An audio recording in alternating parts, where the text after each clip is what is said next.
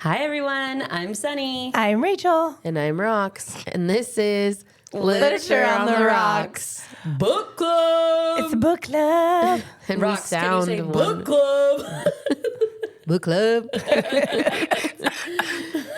Oh my God. It's been a rough week, you guys. You guys, I almost didn't make it. We're crawling to the finish line of the week. Oh, This is yeah. how much we care about you. If I could be coming to you from my bedroom, that would be ideal. You need to set that up. Yeah, that would be so Coming fabulous. to you live from bedroom number 1. You should do an episode where we all do it from our own in our bed. pajamas. Yeah. So we are doing the book club for Great Big Beautiful Life today. In order to do some research for this book, we went to a tiki lounge bar and got ourselves a big, giant, flaming fish bowl. I was going to say, we did research for this book. We did. We did. We did. remember. We asked for Captain Cecil to deliver it to us, but it was just some lady. Captain Cecil. That was a good one. That was. So yeah, we went and we tasted a fishbowl. I will say, yeah, I could imagine that being delivered to just me and me being like, what the hell is this? I also thought it was kind of inconvenient to drink because it has to stay in the middle of the table. Maybe it was the... If you're sharing, if you're just Alice drinking it by Oh, yourself. yeah. If you're just grooving along by yourself, it would be fine. Yeah. You could pull Yeah, that it was- bitch right close. Much more difficult to drink to have when we were all Especially because leaning Rachel over the kept table. throwing ice cubes out and She was hogging it. and I was fighting people with her There were straw. There were flowers in there, and I was kicking out the flowers. I didn't want to suck up a leaf or a petal. And it wasn't just me. You were straw fighting with rocks too. We were was sword intentional. fighting with those straws. Yeah, we were. Sharing a fishbowl is fun, but also a little difficult. And I can imagine, like, after a few fish bowls, like, I would say even after that one, sharing it was like, oh, this is nice. Yeah. Lots of rum in it. it was very rum heavy. Yes. Not as sweet as you would think a fish bowl would be. No, it was not. It was like very Strong. like liquory. All right, so let's go ahead and start with our book club. Okay, we have 4 questions that we ask every single book club, and then we'll do 3 or 4 specific questions about the story. So the very first question we'll do is first impressions. What were your initial thoughts when you started reading Great Big Beautiful Life? Did the book meet your expectations or surprise you? For me, I was really excited to read the book. I loved funny stories, so I was really excited. I knew it was Emily Henry's newest book, so I had really high hopes going into it, but I knew Emily was mentioning that it was different than most of her books that she normally writes, so I was a little apprehensive about getting too excited. I didn't want to get my hopes up, but boy, she did not disappoint. I really enjoyed this book. Yes. Yeah. I have a pretty short answer. It's just considering how much I enjoyed Funny Story, I had high expectations for this book, and it met them all. Yeah, dude. I wrote the same exact thing. Genuinely, so I said I expected it to be good because I liked Emily Henry's last one that we read, and I was hoping that it would deliver, and I feel like it really did. But I didn't read the synopsis on purpose because I didn't want to know what the book was about. I just wanted to be surprised at the storyline. So as we started going through it, I was surprised that I had no clue what it was about, and it was really good from the start. So that was my first impression, was that I don't know what's going to be, so here we go. Yeah. Surprise. And it really did deliver. Emily Henry, man. So we all agree that we were excited and it didn't disappoint. Right. It was so good. Unresolved questions. Were there any plot points or character arcs that you felt were left unresolved or could have been explored further? And I felt like for the most part, all the plot points were ironed out and character arcs were met. Just out of curiosity, not that he was involved enough to care and he was a douche, but what happened to Theo? Did he just... We dropped him and didn't give it. I know, we don't care, but did he go off to leech onto someone else? I'm sure. I would have liked to them been driving in their loveliness and then see him panhandling on the side of the road. You know what? When there's a villainous type character in the story, especially in these romantic books that we read, we are savage because we said that about Petra too. And and Peter? Peter, we were like, we hope they live in their car. Yeah. And they're panhandling on the corner. And I too hope he is panhandling with the Petras and the Peters of the world. I didn't care too much about Theo because I didn't feel like she really cared about Theo. She just wanted that companionship, and he was there. I think she knew that he was unavailable and just a booty call. I wrote, this book was perfection, so don't get it twisted. However, I would have loved to hear about how Hayden reacted to finding out he was the grandchild to the Margaret Ives, or how his mom took it when she found out in the end. And I think Margaret found peace, but it would have also been cool to hear from her side of the story again, like hear how she rounded out this whole thing this whole journey that we just went on. We didn't really get to experience it from her side at all. So like I said, I do think that this book was written perfectly. I don't think that it needed much change. No. The only thing I think that maybe I didn't feel like I was missing it at the end, but if you're asking me to tell you something, then I would have liked to hear the story about how Margaret did end up meeting her daughter and telling Hayden this story and Hayden's reaction, because we did get his reaction to the fact that Alice said she loved him, but not. It's like he almost didn't give a shit that Margaret Ives was his grandma. Yeah. He was like, I don't care. You love me? Hell yeah. Yes. He was more into the fact that he found love, really like true love, because I think he was a hopeless romantic. Yeah, for sure. Yeah. His character was very sensitive, very much in tune with the fact that he wants to have a family and wants to be in a marriage and wants all of that. So it is a kind of cool piece to the story that he just found out that he is the heir, essentially, to the biggest family in the country and gives two shits. He's like, no, now I have a gave two shits. potential He was just like, family. this is my priority right now. I'll deal with that in a Well, little bit. maybe that is the unresolved question is, did he even care? I feel like a lot of what we're talking about is what I answered on my next book club alternate question. ending? Yeah. Oh, okay. Okay, so for my unresolved question, I also said I don't think there was really anything missing because it was good. Like, I think she buttoned it up pretty well, but I went a different route and said that I would, because we have time, Emily, you can do this. I would love for there to be a sequel that covers her relationship with her daughter as she's growing up, her relationship with Hayden, and then there's a similar layout, like she tells her life story like they did to Margaret. So it'd be like a similar thing, but then you'd learn about like her dad and her mom and how that relationship You get happened. to read the book that she wrote about that her mom she's and writing. dad. Oh, Yes. yeah. So I feel like that isn't an unresolved question, but it is a question like, can we do it? Yeah. 'Cause this one just came out. I think there's time. Yeah. It could happen. We Continue love the Alice, story. Hayden, and even Margaret. We want to hear more about them. Yes. Yes. Alternate ending. If you could change one thing about the ending of Great Big Beautiful Life, what would it be and why? I have to preface, I don't want the end to be different, but in that Alice and Hayden don't have their situation and that, you know, that doesn't happen. I want that to happen. I just want there to be an additional piece to the ending. Right. Similar to what you guys were saying earlier, I would like to have Hayden meet Margaret to know the story, to know the backstory, get a little bit more of that piece of it. And then maybe you hear the story of his mom meeting Margaret. We don't hear that storyline button up. So I think that would be my alternate ending, but don't take away Alice and Hayden's part. Just add to it. Yeah. I wrote nothing. Is that what it says? Yeah. Period. Yeah. Because we gotta make sure we punctuate. It does. Nothing, period. You're Otherwise- right. I'll post it. Otherwise, it would just say nothing. Yeah. And then we're waiting. Are you continuing? Is this Is there an ellipse? They didn't know they were going to grammar school today, too. So the way the book made me feel on that last page is something I would never change. I loved it. Mine is Yes. also very short. Okay, let's hear it. I loved how it ended. Period. Period. Alice's mended relationship with her mom and Hayden. She was able to write the love story of her dreams, and she found the love she deserved. Perfection. Perfection. I mean, I really don't know. We've talked about this before, like how authors, they're just imagination and how vivid it is to be able to create this entire world for you, right? Yeah. Leaves no room for imagination. They are telling you and directing you through the story in your head. And I find that so amazing that somebody can do that. I cannot write a story like this, even if I tried in my wildest dreams. I couldn't do it. I'm not that descriptive. I don't know. They just know how to give you just the right amount of information for you to carry through this story. I just think that like Emily really hits the nail on the head. There's all the authors. She just does it in like the way that we like it. Yeah. She just is. She's an author for the girls of Literature on the Rocks. That's all she writes for. It's just us. We are her target audience. Exclusively. Okay, so the next one is adaptation dreams.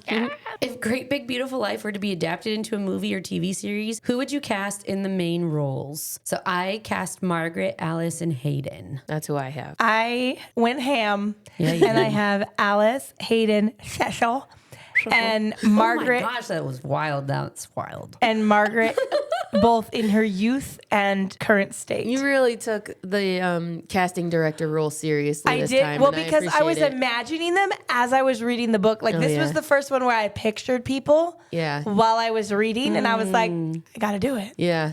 Start with a Margaret. Okay, wait. Can I go first Yes. for Margaret? Yeah, because you probably You I feel fucking like- casted the lady from Titanic. Finally, it fits. Hell yeah, Except baby. she's no longer with us. I know, but we'll CGI her in. A corpse? it's like Dig we her up. finally have an old lady you R.I.P. can cast. R.I.P. lady from Titanic. You even know her name? No, she's just the lady from Titanic. Older lady that you can cast, and you picked even older than. I picked deceased.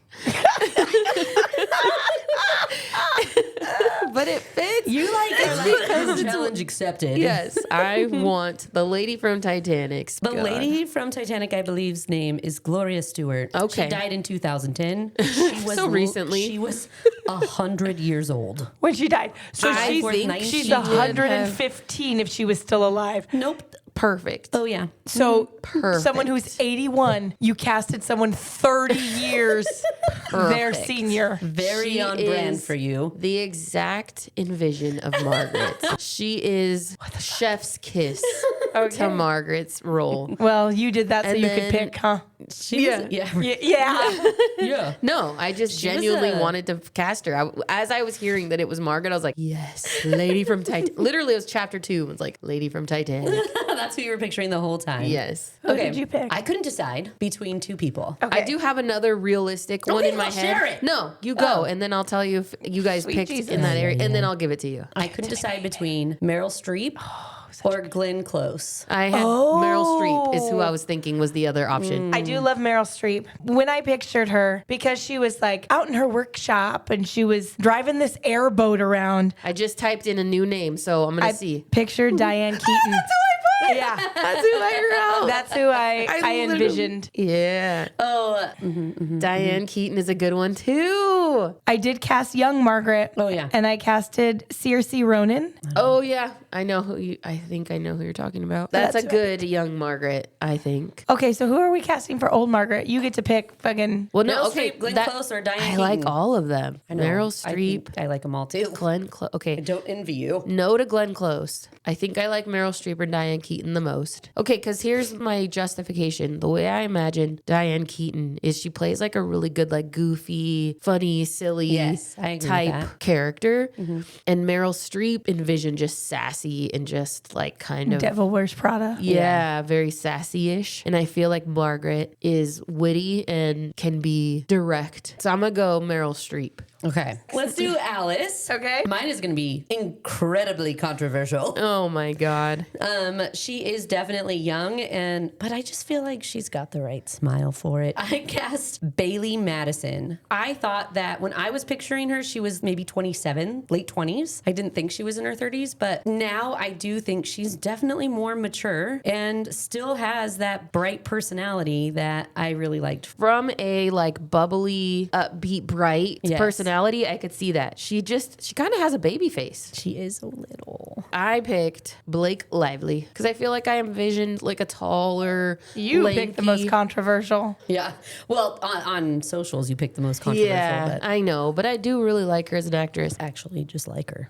I mean, I don't know her personally, so I don't know if I like her or not, but I can't picture a movie where she has this like bright, bubbly personality. I picked Leah Michelle. She's still too old. I didn't think that this girl was that old. I thought she was in late her 20s. No, she's in her 30s. I 30s think it's maybe? early 30s, mid 30s at most. but definitely early 30s. Oh, who are we casting that's out? what we got. Me? I don't like Blake Lively. I don't like her for this role. I like Blake Lively as an actress, but I did not picture her at all. No, and I agree when you said that she's not super bubbly. I don't think she plays a very, she's definitely more boss bitch, I feel like, when I'm thinking of Blake Lively. And I don't picture either one of your ladies in this role either. So we all failed. Call it a day with your 2. I'll tell you who the world picked. Who did the world pick? Let's hear. Zoe Dutch, Deutch. Oh, I don't like her either. No, I And didn't like. Sorry, she's world. One of the ones that was on their list, but she was way down there. Was Lucy Hale? I do like Lucy Hale, Oh, I but like Lucy Hale. I think I like Lucy Hale the most. yeah. Yeah. All right, let's go. Lucy Hale's who we're picking. Lucy Hale. Hayden, who'd you cast for Hayden? Jacob Elordi. Love a Jacob Elordi. I do like him. I feel like he Do you know has who that else like does? very... ChatGPT. Do you know who I really want to cast one time, but he hasn't? The role hasn't been right yet. Jason Momoa. Yeah. Who? No. We just got to read the Moana. guy from Younger. Yeah. The guy from Younger. The Josh from Younger. I don't remember. I gotta find his name. Oh, yeah. He's so cute. He's so and cute. So sweet and happy. And his name is Nico Tortorella. It's Nico Tortorella? Yes. How did I not realize that was him? How do you know Nico Tortorella?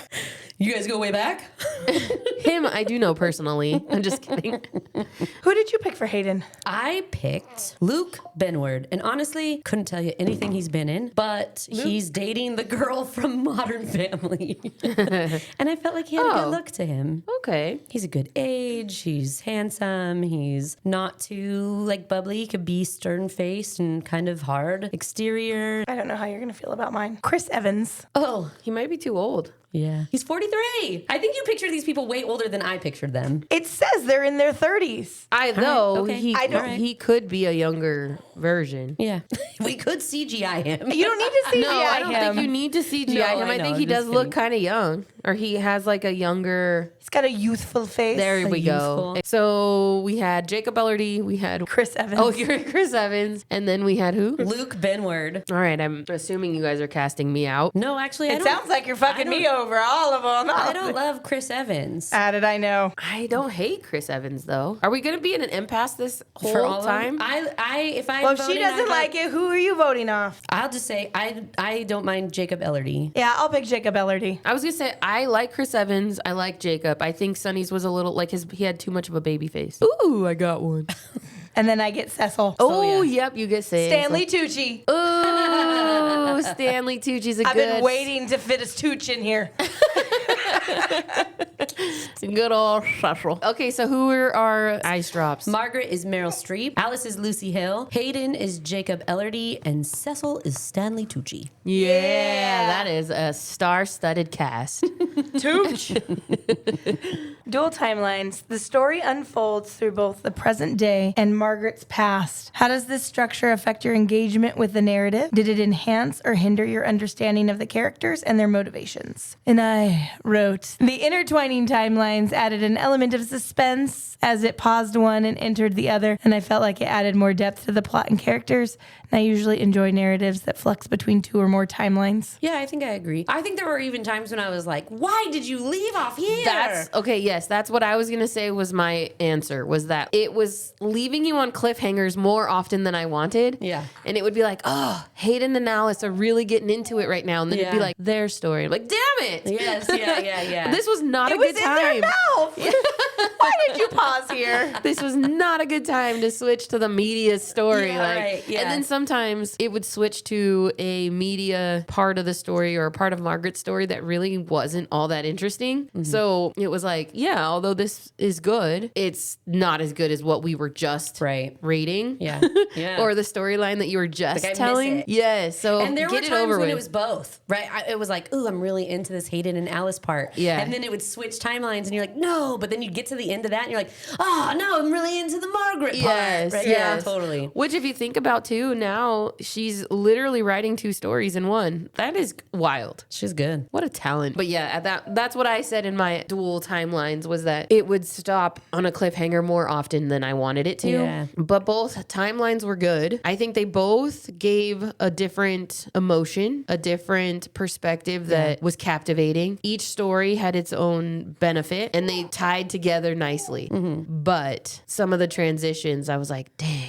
Yeah. I really wanted that other story. Stopped too abruptly for me. Yeah, that was getting good. All right. Could you imagine actually, and the way that it written, and I was thinking this too, if Alice was interviewing Margaret and she was like, that's our time for now, she was being left on those cliffhangers too. Yeah, that's true. And as somebody who was so invested in her life, it was probably hard for her at the end of every day to go, damn it. Okay, I guess we go home now. All right, I'll stop. Yeah. Are we sure we don't want to roll this into dinner? Yeah, right. Yeah, exactly. And then not being able to ask Kaden, what did you hear? What did you learn? That NDA, man, really screwed up a lot of things. Really did. All right, so I wrote, at first I didn't think I liked the dual timelines in this book, especially because Margaret's original storyline went so far back in time to tell her story. Right. I was like Alice. I just wanted the juicy gossip about her life and her love and tell me all the juicy details that I already kind of knew about and give me some more insight to them. But by the end of it, I appreciated having the backstory. Yeah. Margaret and Emily were right in bringing us so far back in the story to get the full picture of her great big beautiful life. She's all, let me go back to 1704. There were 2 organisms in the world. They combined. There was one amoeba and one amoeba. And when those organisms collided, it created an atom. And then the atom multiplied. And made Eve. That was well done. And then he gave up his rib. And she made a McRib sandwich. And then came the McRib. And then McDonald's was born. That's how we got McDonald's. That was part of Margaret's The more story. you know.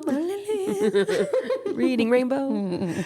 Exploration of love. The novel delves into various forms of love: romantic, familial, self-love. Which portrayal resonates most with you and why? Oh, God. Okay. There are so many loves in this story that I think you can resonate on a deep level. With all of them. All of them. Yeah. The love that a daughter and a mother have, and the relationship that they have with each other, and the misunderstanding over years and years of just miscommunication. I can resonate with that just as a woman who grew up with a mom, and you're 2 different people. And it really just, you become your own person. Your mom is her own person with her own past and dealing with her own things. So that, right? The self-love portion where Alice finally decides, like, I need to take a moment to just care for myself and go home. And figure out what I want. Yes. There's been many times in my short 30-some years of living that I could have or should have taken a moment to go, what do I really need right now?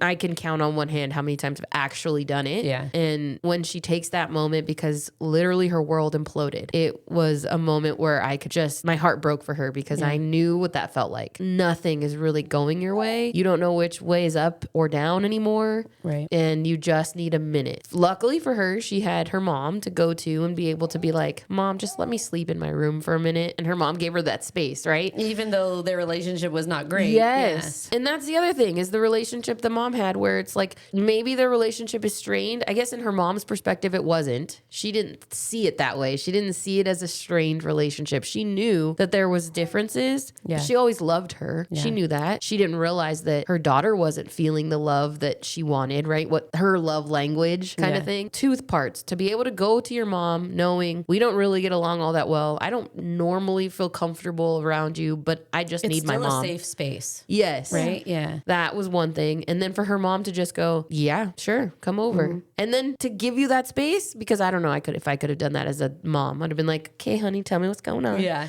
I would have sat right next to her on the bed and been like, okay, let's talk about it. Okay, you've been crying for 20 minutes. It's time to talk to me. It's time to let that out. So I resonated with all of that because it's just too real. And it hit home there was many times here I was almost in tears. Yeah. Because I felt it. Like if it was me. Rox had feelings in this book. I have feelings in real life. She does. You do. So yeah, I resonated a lot with all of the love, actually. I wrote, oh gosh, which one didn't I resonate with? I think there were things that Alice said about her mom that resonated with me long after the book was over, though. Like during the book, I think there was a lot of the whirlwind love story and the, like you said, self-love and even the relationship with her dad and the like everything. I could just relate to Alice in a lot of ways. Yeah. But the one that, especially the line about her saying, I'm not sure if my mom, I know my Loves mom me loves for me. me? Yeah, but I don't know if she Ooh. loves me for just who I am. That Yeah. I feel like is something I think about over and over and over again. And then when Alice was having a baby of her own and talking about how she was going to share the whole story about how love remade the world for her. I know I've talked about it before, and it's no secret that being a mom is freaking hard. And my kid is only 4. So my mom and I have a pretty good relationship now, but it wasn't always good. It took work. Listening to Alice's relationship with her mom made me think back about some of the harder times with my own mom, but even more so made me think about how I want to be aware of the relationship with my son as he grows into adulthood. Hearing Alice learn from her own past mistakes with her mom and learn from Margaret's heartache, that is what resonated with me most. I want to strive to learn from others before me before I have to learn the hard way. I never want my son to think that I don't love him for who he is. He is funny, he is smart, he is sensitive, he has all the feels. He's friendly to everyone he meets. He's curious but cautious, creative, stubborn, but perfectly himself, and I want to forever know that about him and love him for who he is. Yeah, I love that. Now I'm definitely going to cry when I read mine. I couldn't get too deep into the resonating because Yeah. I knew I would start Yeah. bawling my eyes out. So I wrote the familial love is what resonated with me the most. As someone who lost a parent fairly young, I was 19 when my dad passed. But it was kind of the opposite for me. Like, my dad and I weren't super close. We talked to each other every day, but it wasn't like the relationship I have with my mom. As I get older, it made me think about the type of grandpa he would have been to my kids. And it makes me appreciate the relationships I have with my mom and stepdad, who has been, my stepdad's been amazing. He's my kid's papa. Yeah. He really stepped up, and not to replace my dad, but to just be like his earthside stand-in. It's beautiful. We're all sobbing now. To some extent, I can relate to what you guys are saying in some way, right? Yeah. I didn't lose my dad, but I can relate to potentially not having the parent be around for a while. Yeah. Yeah, I hear you. And he's looking down and he's loving the kids anyways. Yeah. All right, The Cost of a Lie. And for anyone who hasn't read the book and wants to read it, there is a big spoiler here. But I feel like we kind of have talked about it. So if you've come this far, you probably already If know you about listen it. to the Spoiled. summary, Yeah. then you've already been Yes. You've been rotted. It's spoiled. So Margaret's lie forced Alice to give up her future with Hayden. Was Alice right to walk away, or do you think love should have come first? I wrote, I hated this part of the book, Yes. but I also felt it so much because I honestly think she was doing the right thing. Would it have made me feel better for Emily to write the story where Alice throws caution to the wind and says, F it, and tells Hayden? I don't know, maybe. If you know me at all, though, you probably know I'm a rule follower, almost to a fault. So I think I would have hated myself for saying something to Hayden. And I think Alice potentially would have too. And I probably would have reacted in a similar way that she did. I would have played every scenario in my head for those 5 days I moped in my mom's house, stuck in my room. How could I not break the rule and keep Hayden? It was a lose, lose, lose situation. I don't think I would have had the self-control she had and not at least reached out to him trying to justify not telling him the truth in my head. But I think Alice handled it well. And I'm so happy Margaret grew a pair and told Hayden what Alice said in that letter. The way it played out was perfect, but I think those 5 weeks before Hayden ever showed up, I probably would not have held the same. They both had really great self-control throughout the book, but They did. They really did. and I kept, when I was reading it, was trying to figure out how could she, like we kind of talked about in the summary, the person who wrote the NDA is keeping us apart right now. Right? Yeah. Like Yes. saying something. But I think that she just felt like it's not my place to be the person to tell him. And I don't know. I almost feel like her actions were out of love for Hayden. And she chose to protect him. I wrote, I understood Alice walking away, and I think, similar to what you said, her love for Hayden was why she did that. She had so much respect for Margaret and Hayden that she chose not to blow up their lives on her own, which I respected. I don't think I would have given Margaret that respect after learning all of her ploys. I wouldn't have divulged the NDA information, but I would have told Hayden, because of the NDA, I can't tell you why I'm leaving, but I would separate myself because I also couldn't be in a relationship where I was holding on to that big of a secret.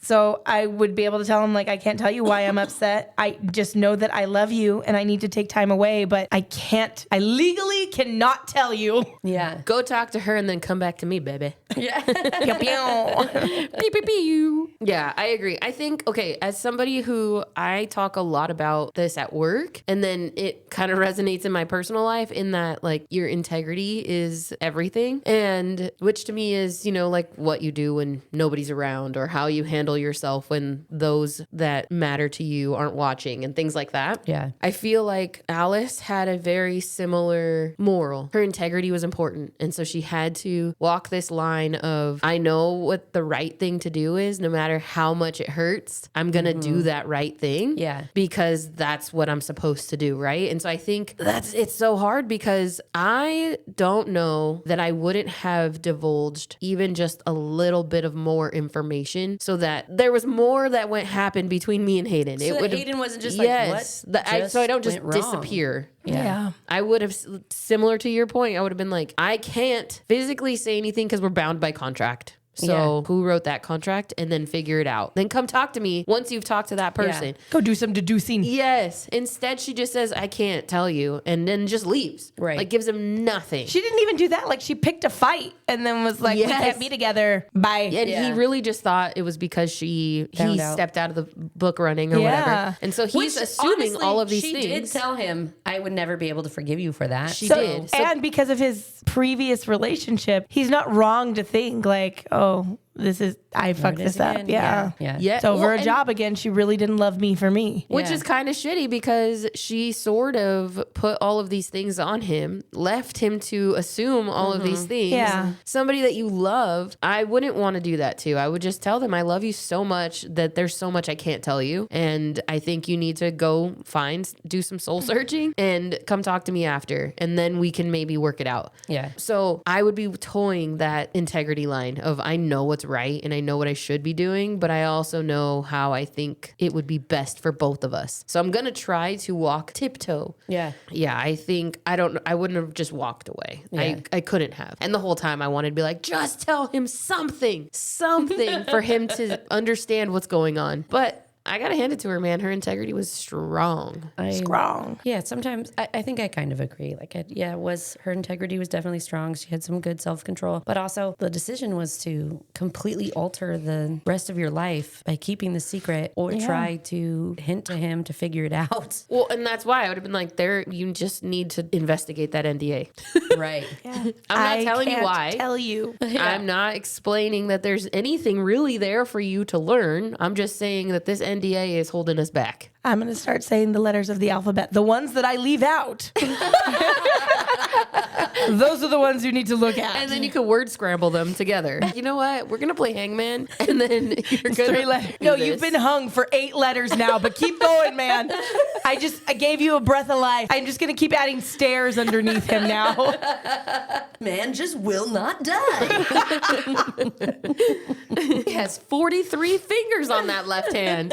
43 fingers. Just keep adding fingers. I'm adding nails now. I'm adding nails, toenails, fingernails.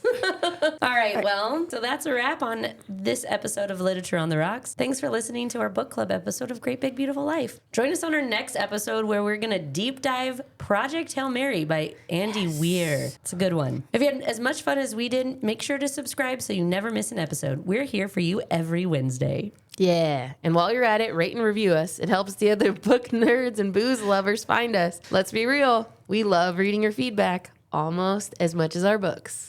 Almost. And then you can keep the conversation going by following us on our social media at Lit on the Rocks Pod on Instagram and TikTok, and our website, literatureontherocks.com.